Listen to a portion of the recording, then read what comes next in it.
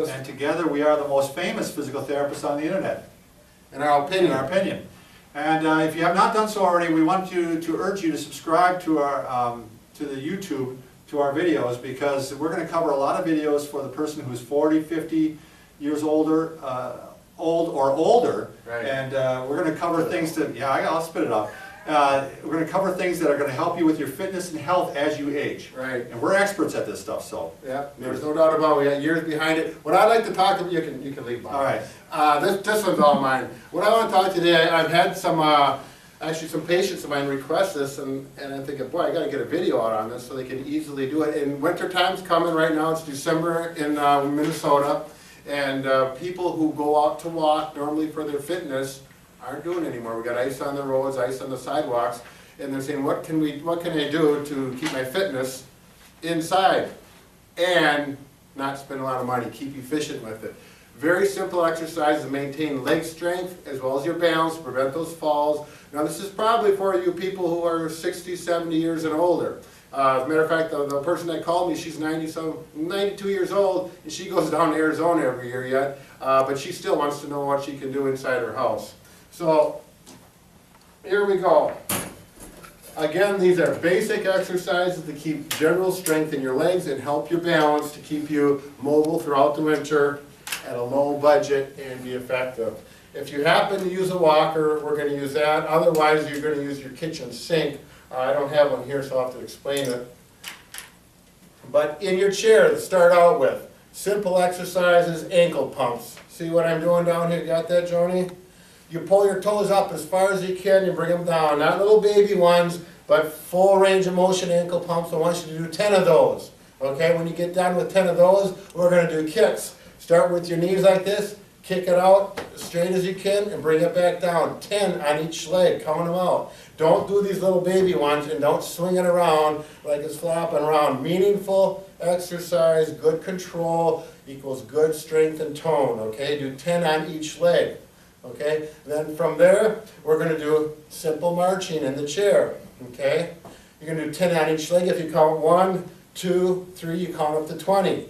Okay, that's in the seated position. Now that's not going to help your balance and help your decrease your risk for falls, so you need to do some exercises on your feet. So this is assuming you're already walking around in your stable. We want to maintain that throughout the winter time, more than just walking around the house. Now I'm going to use a walker here because it's convenient, but if you don't have a walker and you don't want to use a walker, go to your kitchen sink. The reason I say kitchen sink as opposed to your countertop to hold on to, just for balance, you can wrap your fingers around the sink, and if you start to tip backwards, you can easily support yourself, because we're going to do some things that might throw your balance off slightly, but it's going to challenge it to make it and maintain it. Okay, so you got your walker. This first one is simple marching. Up like this. Now if you're doing it on the walker, make sure your knees don't bump into the walker. If you're doing it by the countertop or the kitchen sink, make sure your knees don't bump into that, because you don't want to end up with some knee bruises. And up high. Bring the knee up as high as you can, comfortably. Okay, some people get it right up to this level. Other people won't go so high because their hips or knees may be uncomfortable. 10 on a leg. 1, 2, 3, up to 20 equals 10 on each leg.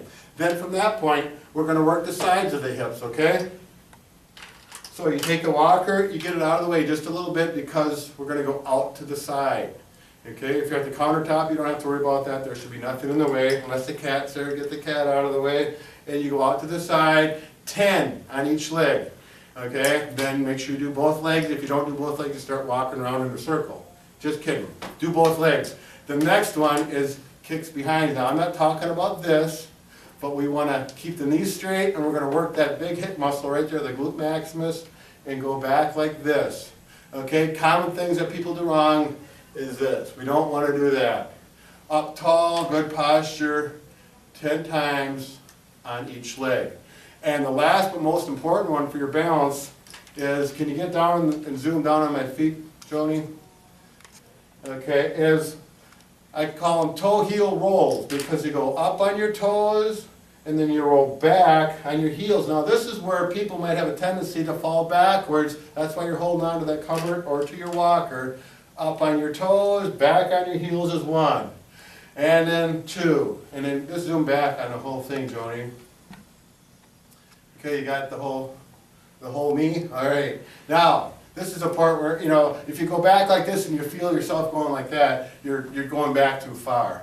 Okay, and then some people will do this, and that's not right either. It's up tall and heels up. 10 of those, and that whole routine, once you do it a few times, get used to it, it'll take you less than 5 minutes. It's a great, simple routine, balanced in the walking program, as well as walking around the house. Have a great winter time and stay in shape. What do you say, Bob? Yeah, stay in shape. Have fun.